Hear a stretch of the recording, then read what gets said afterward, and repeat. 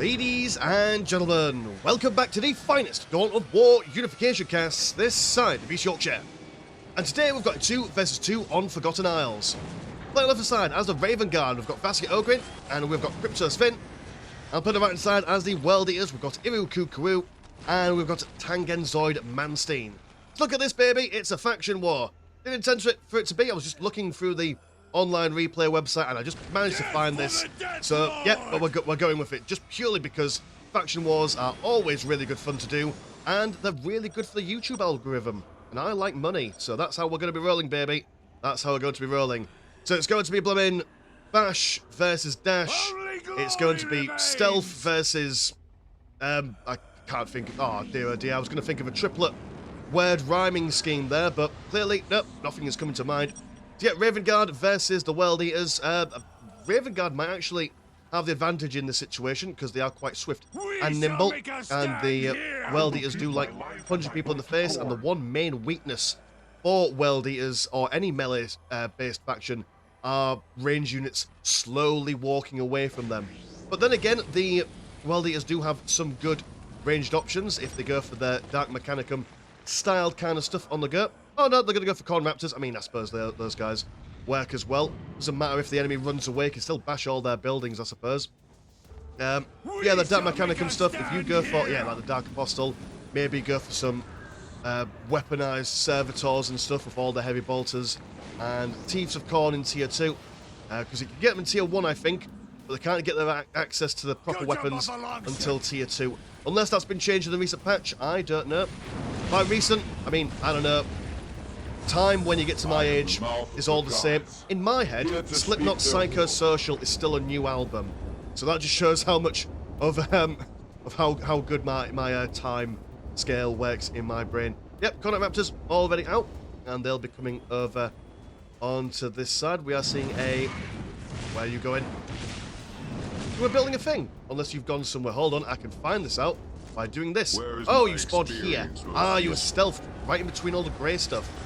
That's cool. That's how the Raven Guard do it. What are you going to be opening up with? You're going to be opening with the same. So 2 captains will definitely be able to slap around a couple of Cornite Raptors, but they will be able to bob and weave and manoeuvre around.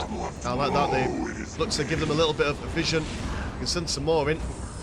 So 1 squad for Iruku going around, and the other one staying inside the base. Another hiding in the bushes are giving the Raven Guard a taste of their own medicine. Just because these guys stealth around doesn't mean that the Cornite Raptors can't do it themselves. But they also have a friend coming on over. I do also appreciate that the Raven Guard have gone for light grey and then black. So it's very easy to distinguish who is who in this. Very nice stuff. Some Dark Furies. And they come out armed, ready with Power Claws, which actually will outdo the Cornite Raptors in close combat. So, you know, the one advantage that the Corn people had is now mitigated. So that's a thing. That'll be a pain in the backside for them to deal with. Not like everyone's just jumping in, everyone's getting involved, no messing around. Oh, coming in almost synchronized, quite like that. But Corn doesn't care where the blood flows, so long as it flows. The economy for the Cornite players will be massively increased by this scrum over on the left-hand side of the map, and it's just glorious, isn't it? Actually, you know, apparently, on paper, they're meant to be doing more damage, but no, these guys have just got Blind Fury working on their side. One captain stuck in the middle of everyone, he's unable to escape. Oh, he's in... Are you in range stance? I don't know, but definitely not where he wants to be. Quite low on health at the moment. One dude just pounds you down. Got some scouts firing in as well. Did you die? Yes, you've been ripped apart by a Heretic Astartes. More Dark Furies are coming in. Grand old time, really. Had by all of the mass of the boys. This is all... Oh, no, this is... They've also sent some Manstein Cornite Raptors in there as well.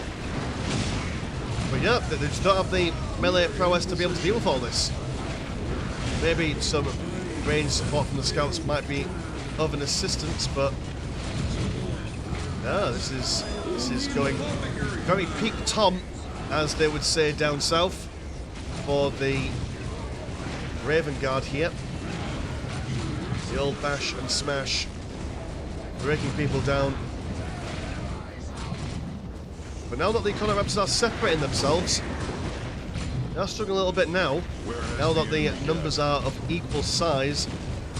But then again, have you been using this to your advantage? We've got the Raven Guard capturing the critical location down here. Relic over here is yet to be sniffed at. Urukuku has captured the critical location on top. Raven Guard, Relic on the top, and... Right, okay, so... Maybe not the most... Oh, right, okay, no, you've got the Dark Apostle coming down here to cause some mischief, along with some Blood Pack Warriors. Looking to see if they can sort out the Plasma Generator, but not the kind of map control that I was hoping for, while all the Raven Guard were concentrated on that little bit there for them. I suppose the Core Knight Marines, well, should I say the World Eater players, were probably putting all their money in reinforcing these guys to their maximum potential. Also costs 5 green money as well, which is quite expensive in prolonged engagements. Tier 2 on the way for Irukuku, and also the same for Manstein, so wonderful cohesion by these players. At exactly the same time, these guys are, well, I mean, not so much Crypto Sven is waiting for his Vanguard veterans to come out. Has that been going in Tier 2? Yes, you are in Tier 2.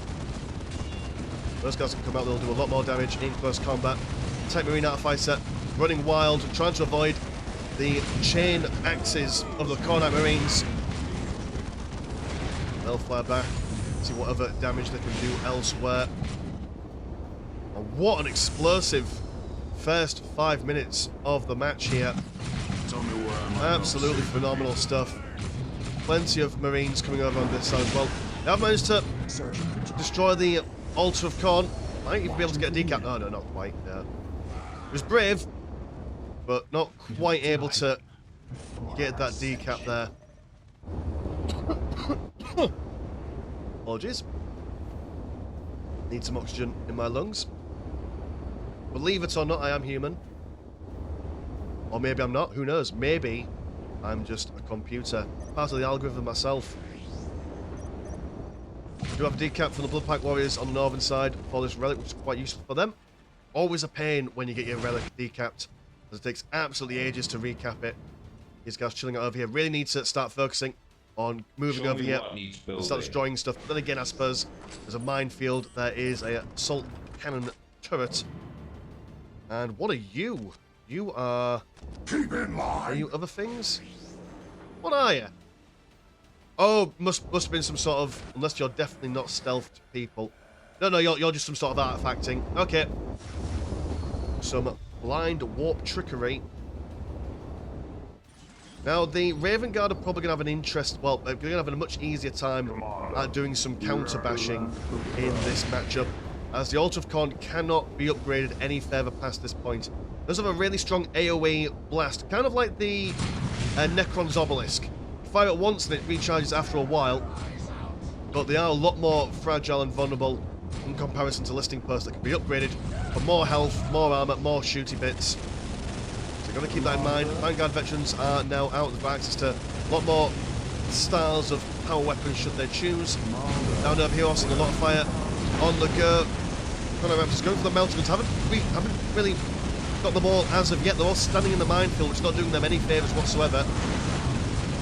It's a very costly assault from these guys, but take it down Tech Marine, take it down turret, and losing these two plasma generators will also be a massive pain for Vasya Oberyn.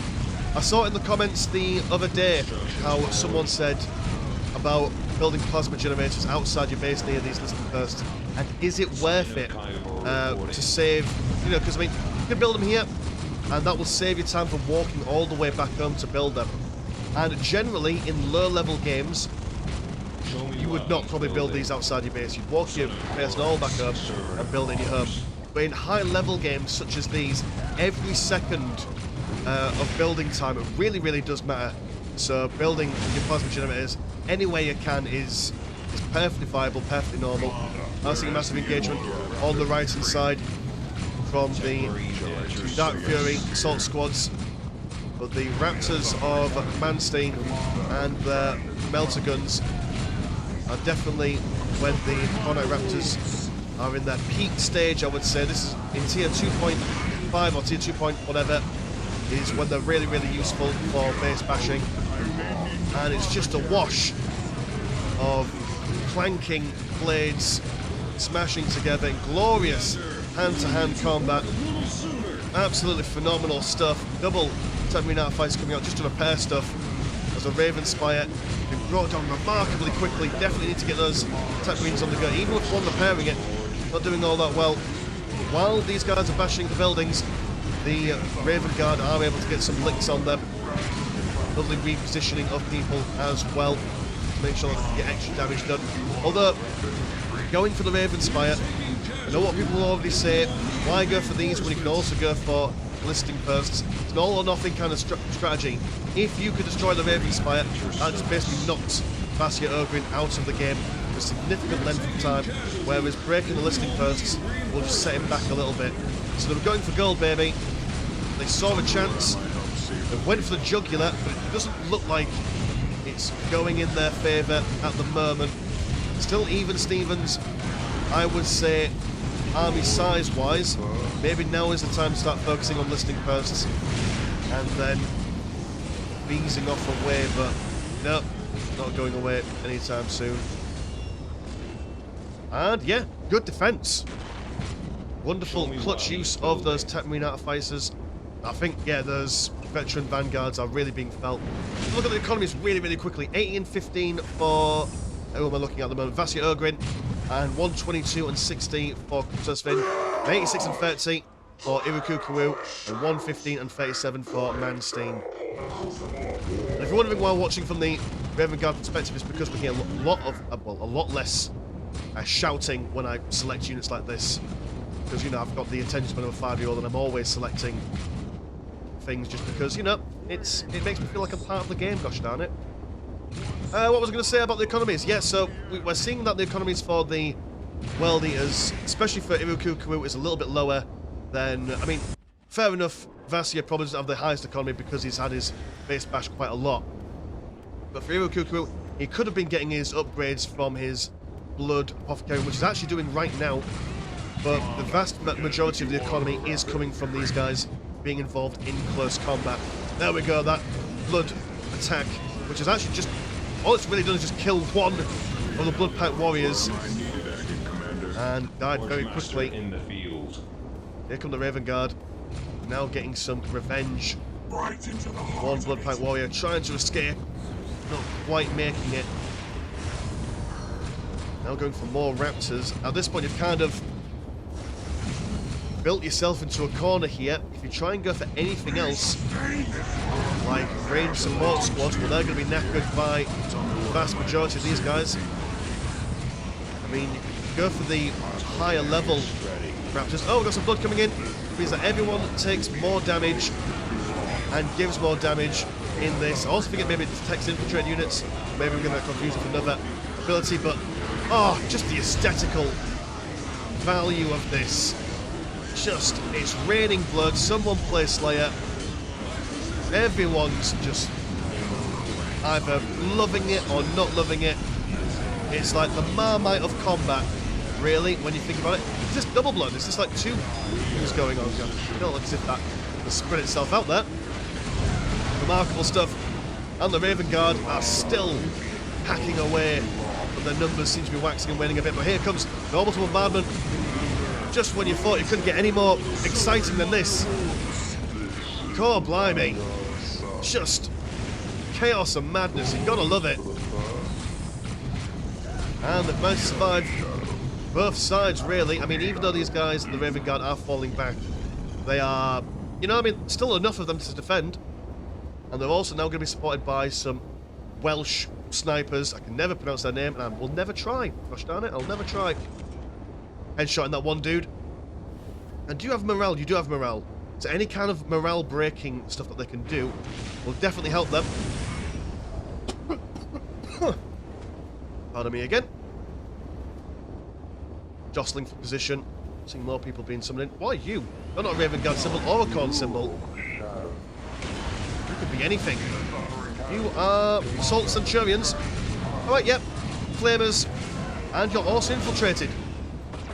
Which is what the Raven Guard are known for. Temporarily infiltrate a lot of their units. Don't know if it's the same with their Vanguard veteran squads.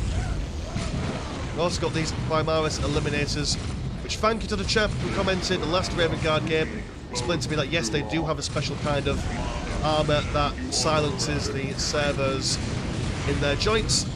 Always love a bit of lore correction in a which was done in a very polite manner, you have to say. At least I remember. I think it was polite. I can't quite remember. Again, when it gets to my age, memory goes right out the window. Plenty of minefields. Nice idea as well. Because obviously these guys, I mean, I like it. It's thematic. They're coming in and bashing things post combat. Are they going to change the strategy? Absolutely not. We are seeing some more raptors on the northern side. They've destroyed things, they've decapped things, and they're now coming in over onto this side. We are seeing some storm towns. Yep. Best way to counter melee units is with aircraft, but these melee units also have melter guns, so maybe not the most ideal thing to go for in this scenario. Oh, Jesus Christ, we've got stuff going on. We've got Vanguard veterans over here bashing things. Aha! You thought I wasn't going to notice this. Some of you in the comments looking at the mini-map thinking, oh, Miss Lancho, I completely missed this base trade. No. For once, I caught it in the nick of time, so we're now aware of it happening. You're welcome. You're welcome. So, I mean, that's one really good way of counteracting a base trade, is by just doing a base trade of your own. You've got far more buildings than these guys have over here. And obviously, like I said, the autocons are much more able to be smashed up. So, yep, that's what they're doing. Have to fall back on a few lads, sort them out. And there we go. Slow advance as Cryptosphin starts swapping out some of his jumper units for more range units, and oh, there's just so many minefields here. It's going to be a right proper pain for them to deal with. Oh, you can infiltrate these Vanguard veterans. Sneaking on in. We are seeing some golden shiny bits, which I assume does some buff for the Chronicles Marines. It's also nice actually that we're seeing the World Eater players actually using the World Eater's global abilities. I'll quickly swap over to show you. As they kill things, they gain a blood tribute, and they can use that for various abilities. What's come over to help Manstein at the moment? Dear oh dear, this is... Are they just thinking maybe if we ignore them they'll go away? Maybe that's the plan. I mean, I can see it, personally. Yeah, so the more people you bash, the more blood tribute that you get, and they can spend it on stuff. Which, because we so very rarely... Well, we very rarely see World Eaters anyway. I mean, they're not exactly like an unseen faction on the channel. I mean, I suppose when you've got, what, 27 different factions, a lot of the factions you don't see very often. Well, combined with you don't see them very often, and they don't use their abilities very often, you don't have much chance to memorise or learn what they do, and be corrected in the comments for when I get them wrong, which I'm never bitter about. It's always a good learning experience. That's what I always say. Them to get a Blood Mechanicum, not a bad idea. There's no anti-vehicle stuff from the Raven Guard at the moment, so that's always a nice something. We are seeing that corn symbol, which allows them to see infiltrated units for a small bit. Raptors have also got their jumping upgrade, although this Lightning Claw chap is struggling to actually get involved in close combat here. And he's dead. Chronicles Marines over here, they're not building things up at the moment. They're sending people over on one side. Raven Spies have been built up. Chronicles Marines, Mirukuku are coming over on the northern side. But this is a sizable amount. Assault Centurion's going to punch this place down. And you know what? While there might have been a chance for a base trade, this base was already bashed quite significantly. And there was no... I mean, yeah, okay, I think maybe the World Eaters were just, dare I say, controversial opinion, maybe a bit too aggressive. We had a whole army over here that if that army joined the Chronicles Marines that were already here, they could have had the potential to send these guys off on their way, especially due to their positioning. In this combat, they're all quite close together. That would have been a chance for the Chronicles Marines to come along and smash everything up. But, no, you know what? It's thematic. The World Eaters said, we can't defend, there's people over here, we must bash them until they all die. So, you know what? It's a short game, but quite an exciting game all the same. So, yeah, cheers for watching at home, and if you want to support the channel, have a look at the old Patreon. £1 a month gets you once a game a week, and there is also a Discord where Discord things happen. Linked in the description as always. My name's been Mr. Landshark, pleasure's always never short, and I will see you in a bit. Peace.